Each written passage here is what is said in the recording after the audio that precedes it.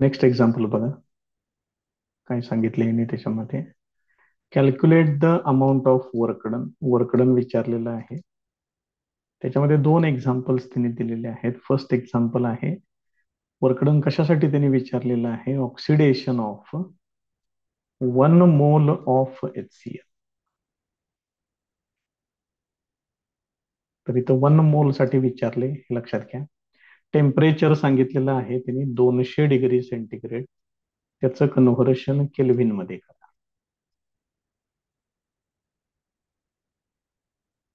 ते एवढं येईल. त्याच्यानंतर त्यांनी एक इक्वेशन दिलेलं आहे, लिहून घेतोय मी इथं.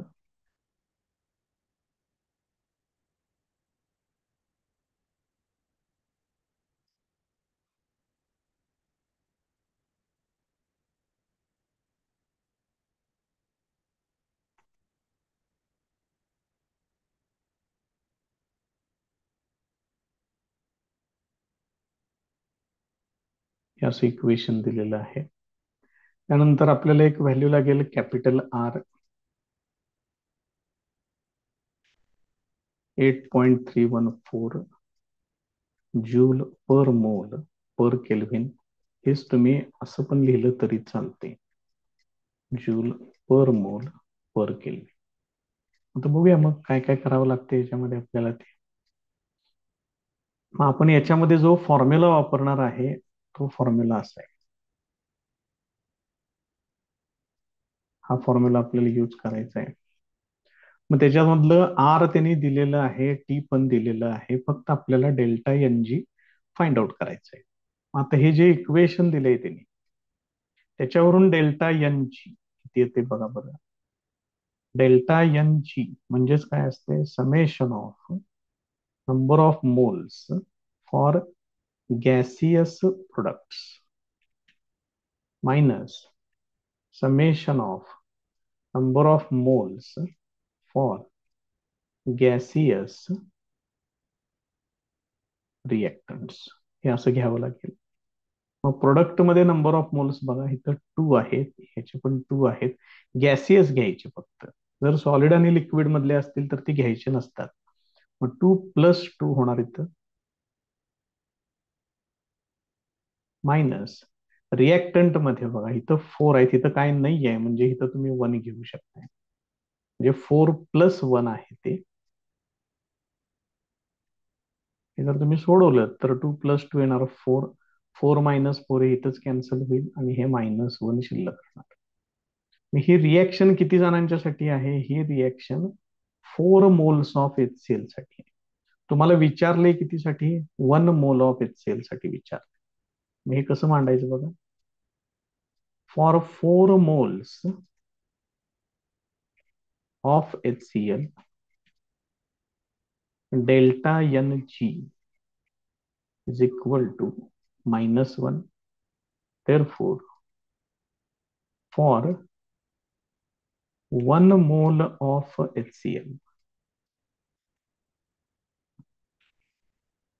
Delta N G equal to काय करावं लागेल, 4चं 1 केलंय तुम्ही म्हणजे 4 डिवाइड केलं, इकडं पण 4 डिवाइड करा. एवढं येणार delta N G. Temperature 473 kelvin आहे. फॉर्म्युला पण तयार आहे, वापरूया. आता मग आपण त्याच्यामध्ये काय होते बघूया. Now W equal to minus delta N G R into T. मग हे फॉर्म्युल्यातलं मायनस आहे, शिवाय डेल्टा एन जी पण मायनस आहे. मग हे असं येईल. त्यानंतर कॅपिटल आर आहे 8.314. टेम्परेचर परत एकदा कन्फर्म करून घ्या. टेम्परेचर आहे 473 केल्विन. तिथं वापरतोय.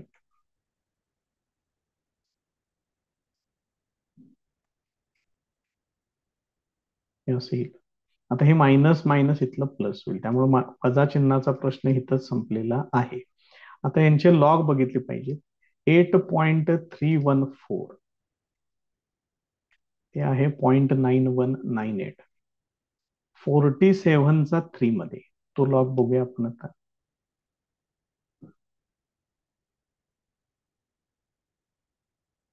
47 त्याचा 3 मध्ये बघायचं आहे मला. मग इथं 47 आहे बघा, 3 मध्ये म्हणजे हे एवढे येणार 6749. त्यामुळे ते लक्षात ठेवा, 6749 ते इथं वापरतोय आता.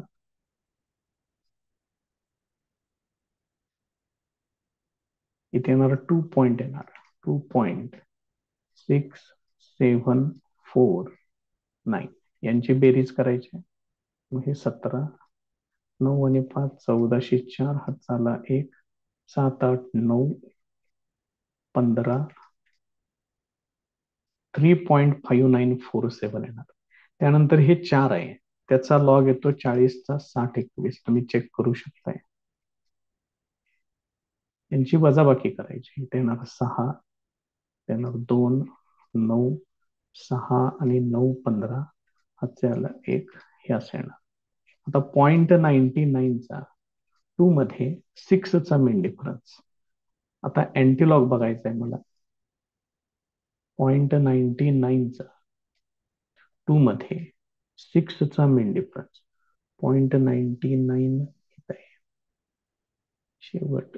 0.99चा 2 मध्ये 6चा मेन डिफरन्स. मग 98 17 आहे, 4 म्हणजे 98 21 आणि 10 31, 98 31 असं तयार होईल ते.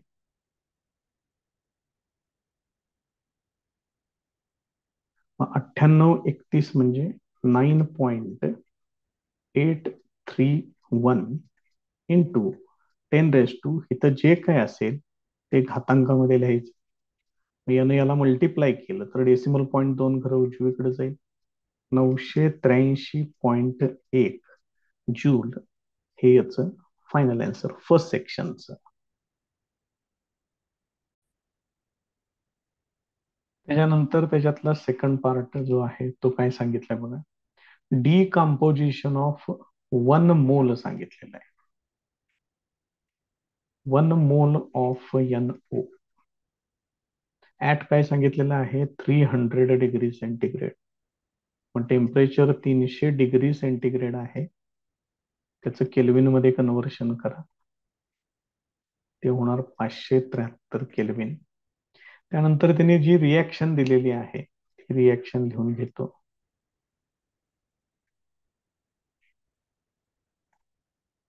N2 गॅसियस स्टेट मध्ये आहे आणि ऑक्सिजन सुद्धा गॅसियस स्टेट मध्ये आहे. त्यानंतर आपल्याला कॅपिटल R लागणार आहे. Capital R equal to 8.314 joule per mole per kelvin या पद्धतीनं आहे. याचं बघूया मग काय करावं लागते. ते फॉर्म्युला तोच वापरायचा आहे. परत एकदा इथं फॉर्म्युला लिहितोय मी. W equal to minus delta NG R into T. याच्यामध्ये टेम्परेचर तयार आहे, कॅपिटल R तयार आहे, पण डेल्टा NG किती येते बघूया. मग डेल्टा NG परत एकदा फॉर्म्युला लिहितोय. Summation of number of moles for gaseous products minus summation for number of moles for gaseous reactants असं येणार. मग जरा बघा बरं रिएक्शन मध्ये किती आहेत. इथं पुढं काही नाहीये, म्हणजे याचे पहिल्याचे नंबर ऑफ मोल्स आहेत 1. इथं पण काही नाहीये, म्हणजे ते पण 1 आहे. 1 + 1 होणार हे, मायनस ह्याचे नंबर ऑफ मोल्स आहेत 2 असं येणार. म्हणजे 1 + 1 2, 2 - 2 येणार 0. मग जर 2 मोल्स साठी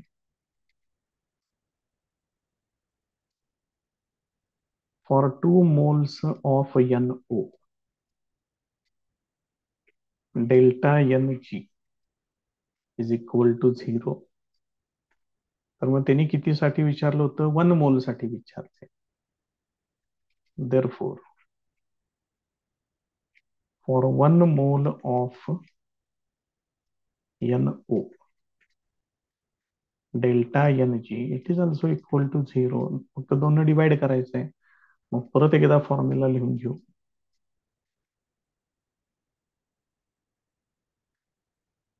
मग जिथं डेल्टा एन जीच झिरो आहे तिथं बाकीचं कुणी जरी असलं तरी त्याचा आन्सर झिरोच येणार. हेच त्याचं फायनल आन्सर. बघा नेक्स्ट क्वेश्चन काय म्हटलेलं आहे. How much heat is evolved Wien 12 gram of carbon monoxide सांगितले रिॲक्ट्स विथ NO2. त्यांनी रिएक्शन दिलेली आहे ती 4 मोल ऑफ कार्बन मोनॉक्साईड साठी दिली, लक्षात ठेवा. आणि इथं जी व्हॅल्यू त्यांनी दिलेली आहे ती व्हॅल्यू आहे delta H0. Heat of reaction दिलेलं आहे, इथं स्मॉल r लिहिलेलं आहे.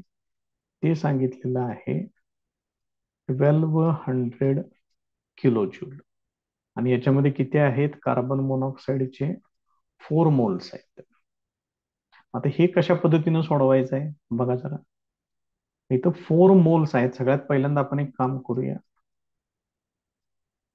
मोलर मास ऑफ CO हे पहिल्यांदा फाइंड आउट करूया. एका कार्बनसाठी 12 ग्रॅम असते, एका ऑक्सिजनसाठी 16 ग्रॅम. हे दोन्ही मिळून होणार 28 ग्रॅम. मग त्यांनी किती सांगितलेत? त्यांनी सांगितलेले आहेत 4 मोल्स ऑफ CO. म्हणजेच ते वेट किती होणार? 4 × 28 ग्रॅम ऑफ CO होणार. मग इक्वेशन कसं तयार होणार बघा.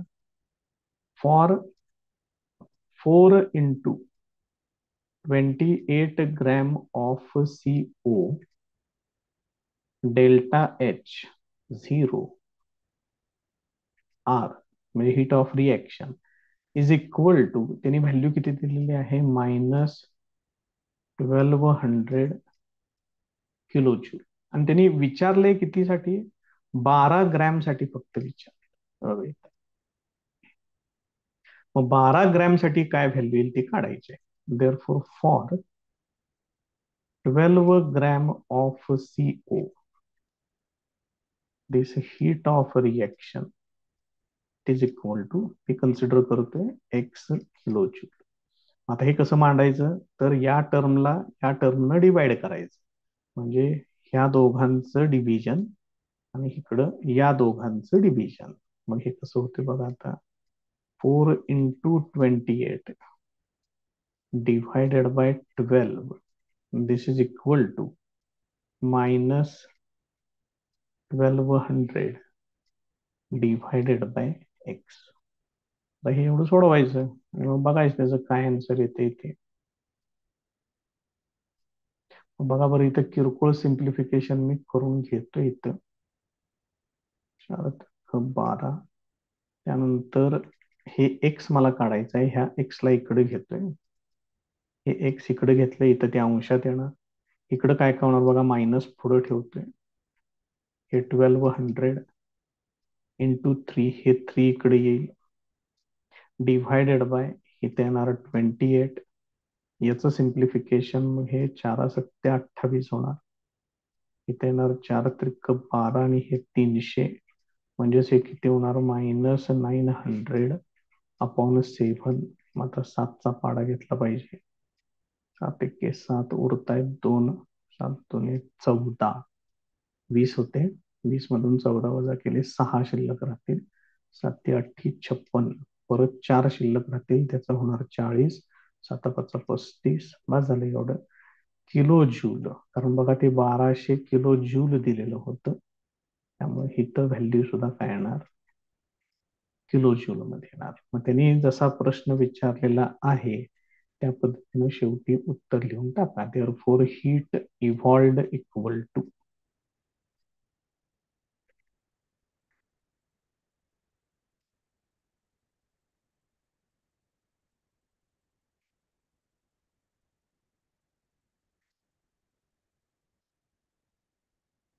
हे त्याचं फायनल आन्सर. नेक्स्ट क्वेश्चन बघा. Calculate the work done and comment on whether work is done on or by the system. म्हणजे ते वर्क ऑफ एक्सपान्शन आहे का वर्क ऑफ कॉम्प्रेशन आहे हे आपल्याला ठरवावं लागेल. For decomposition of 2 moles of NH4NO3 सांगितले. रिएक्शन देताना मात्र 1 mole साठीच दिलेली आहे आणि विचारले 2 moles साठी. टेम्परेचर सांगितलेलं आहे 100 डिग्री सेंटीग्रेड. मग सगळं पहिल्यांदा कलेक्ट करूया. काय काय त्यांनी दिलेलं आहे ते पाहिजे असलं तर ह्याला तुम्ही गिव्हन डाटामध्ये घेऊ शकताय. फार इन्फॉर्मेशन नसेल तर डायरेक्ट घेतलं तरी पण चालते, काय अडचण नाही. कॅल्क्युलेट द वर्क डन म्हटले, फाइंड आउट करूया. त्यानंतर नंबर ऑफ मोल्स सांगितलेले आहेत 2 moles. त्यानंतर NH4NO3 सांगितलेलं आहे. टेम्परेचर सांगितले 100 डिग्री सेंटीग्रेड. त्याच्यात 273 ऍड करतोय, त्यामुळे हे टोटल होणार 373 केल्व्हिन. आता ही जी रिएक्शन दिलेली आहे ती पण लिहून घेतोय. रिएक्शन लिहून घेत चला, कारण त्याच्यामध्ये काय दिले तर डिटेल्स हे जरा साधारणपणे मग त्यामुळं लक्षात येत.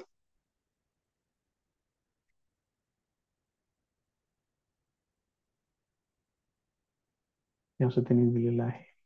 कॅपिटल R एक घेतोय याच्यामध्ये, 8.314 जूल पर मोल पर केल्व्हिन या पद्धतीने. आता याला आपण आपल्याला जसं पाहिजे त्या पद्धतीने आपण त्याला आता ऍडजस्ट करूया. पुढचा सेक्शन तयार करतो.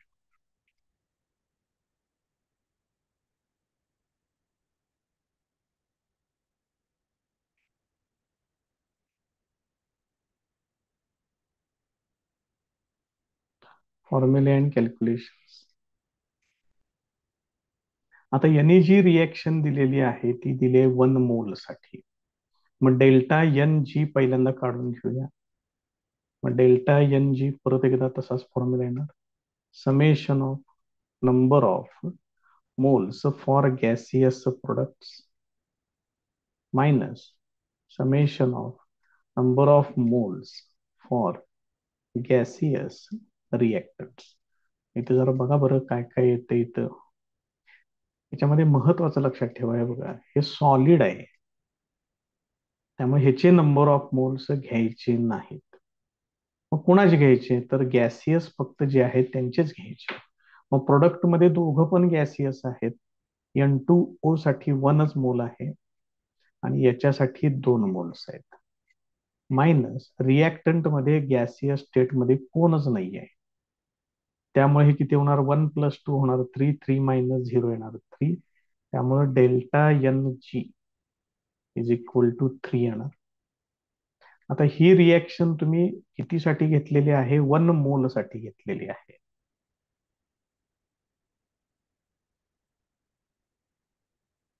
For 1 mole of NH4NO3 delta N G equal to 3.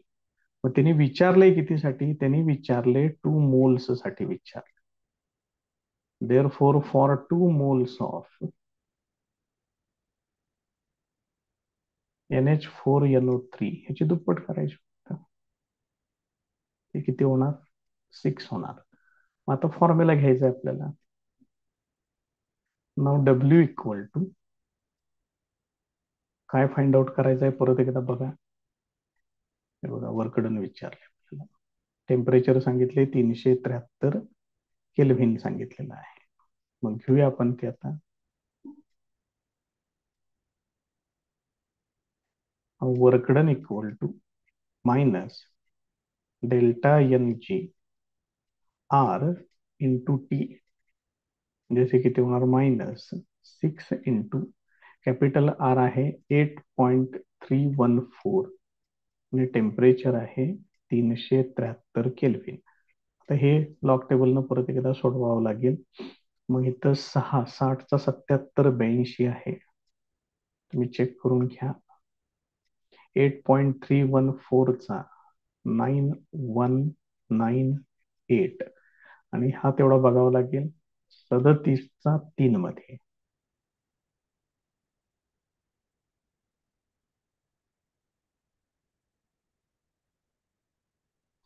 37. 37 इथं आहे. 3 मध्ये म्हणजे इथे येणार, तो आहे 57, 17. एवढं लक्षात ठेवा फक्त. 57, 17.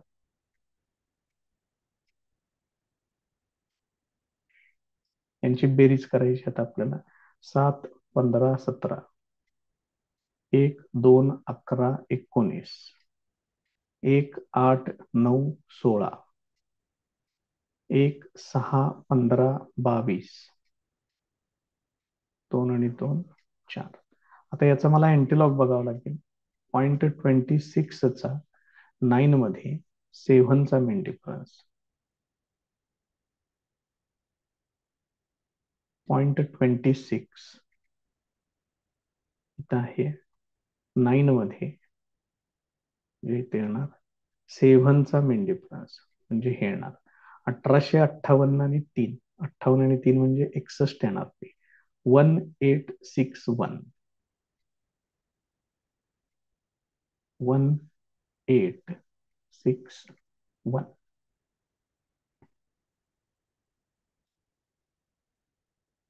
पहिल्या आकड्यानंतर डेसिमल पॉइंट द्या. इथं दिलेलं आहे 10⁴. असेल. याला मी किलो जूल मध्ये करून घेतोय, फक्त याच्यातले एक 10 वापरतोय. म्हणजे हे होणार 18.61. 10⁵ जूल होणार ते. म्हणजे हे किती होणार, -18.61 किलो जूल. हे त्याचं फायनल आन्सर आहे. नेक्स्ट क्वेश्चन बघा. The enthalpy change for the reaction. Enthalpy change म्हणजे त्यांनी तुम्हाला दिलेलं आहे डेल्टा एच. रिएक्शन दिलेली आहे. एन्थाल्पी चेंज सांगितलेलं आहे -620 जूल. आणि कसं सांगितलंय बघा, 100 मिली ऑफ इथिलीन, हे पहिलं इथे इथिलीन आहे. 100 मिली ऑफ हायड्रोजन, इथं हायड्रोजन आहे.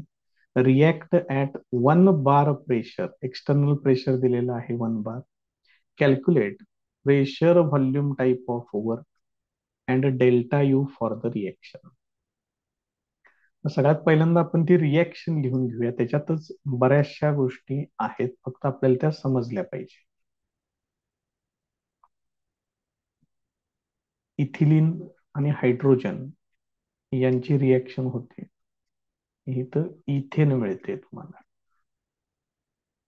आता त्यांनी कसं सांगितलंय, इथिलीनचं 100 मिली सांगितलंय. आता आहे अशा रिएक्शन मध्ये इथिलीनचे किती आहेत, 1 मोल आहे.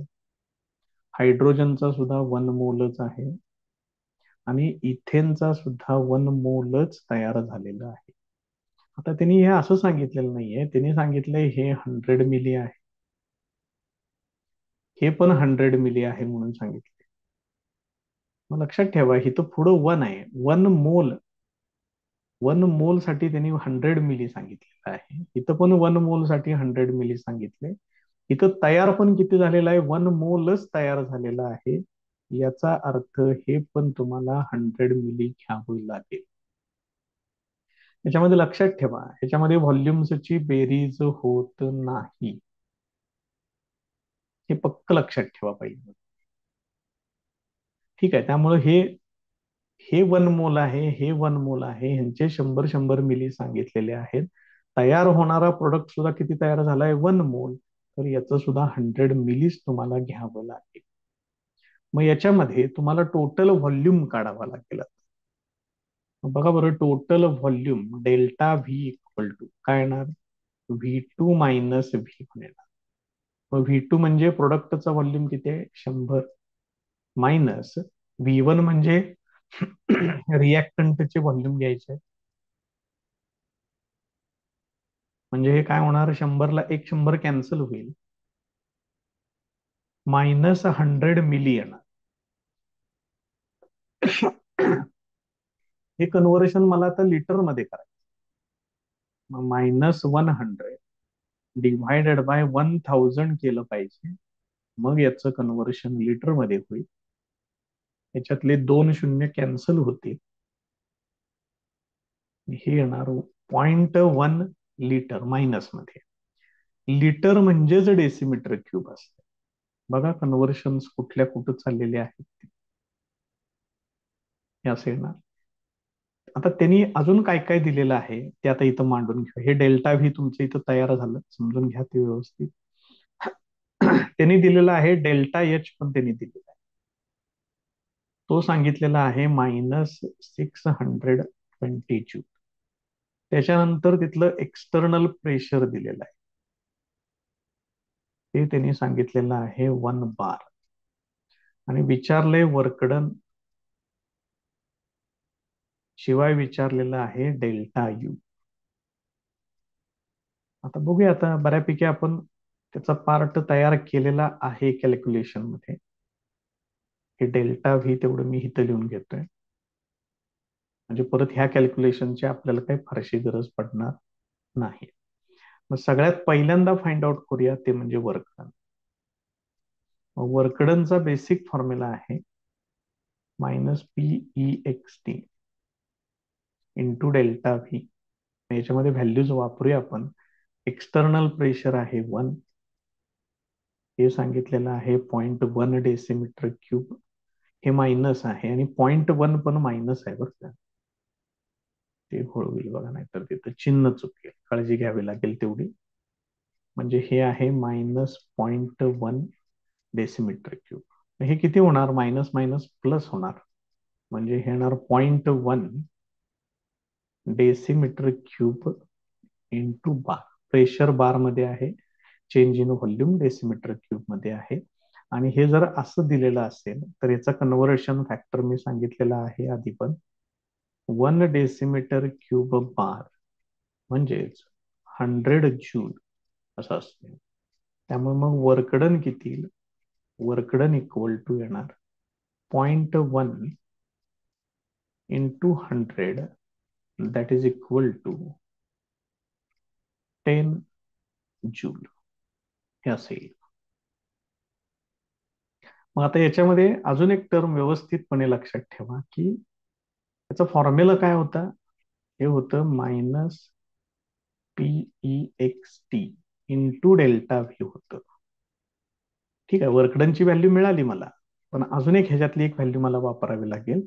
मग याच्यावरून जर मी नुसतं PEXT इंटू डेल्टा व्ही नुसती जर मी व्हॅल्यू घेतली याची, हे निगेटिव्ह साईन तुम्हाला इकडे द्यावं लागेल, त्यावेळेला तुम्हाला घ्यावं लागेल -10 जूल. आता हे का घेतलं सांगतो तुम्हाला.